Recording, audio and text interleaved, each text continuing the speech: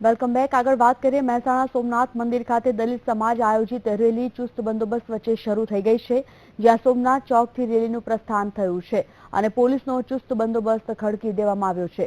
ઉનાકાંડની પ્રથમ વર્ષ નિમિત્તે રેલી યોજાઈ છે। આ રેલીમાં જિગ્નેશ મેવાણી, કનૈયા કુમાર પાસના આગેવાનો હાજર રહ્યા હતા।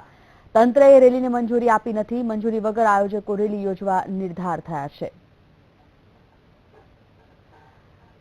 ઉના દલિત કાંડ મામલે તેની વર્ષી નિમિત્તે આજે મહેસાણામાં આ રેલીનું આયોજન કરવામાં આવ્યું છે। દલિતો દ્વારા આ રેલીનું આયોજનમાં મોટી સંખ્યામાં લોકો ઉમટી પડ્યા છે। આ રેલીને પાસ દ્વારા પણ સમર્થન આપવામાં આવ્યું છે। સોમનાથ મંદિર ખાતે પોલીસનો ચુસ્ત બંદોબસ્ત ગોઠવી દેવાયો છે। મહત્વપૂર્ણ બાબત છે કે જિગ્નેશ મેવાણી, કનૈયા કુમાર પાસના સમર્થકો આ તમામ લોકો આજે આ રેલીને સમર્થન આપી રહ્યા છે, રેલીમાં જોડાયા છે।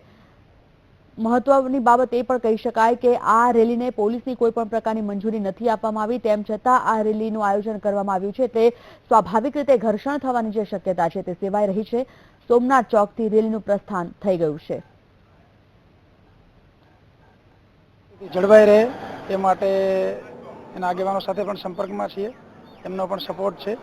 કોઈ સમસ્યા જેવું છે નહીં, બિલકુલ શાંતિપૂર્ણ પરિસ્થિતિ છે। કાયદો વ્યવસ્થાની પરિસ્થિતિ જાળવવા માટે બંદોબસ્ત પૂરતા પ્રમાણમાં છે। આગળ કંઈ આયોજન થશે તો એ મુજબ જે કંઈ હશે તે પગલાં લેવામાં આવશે।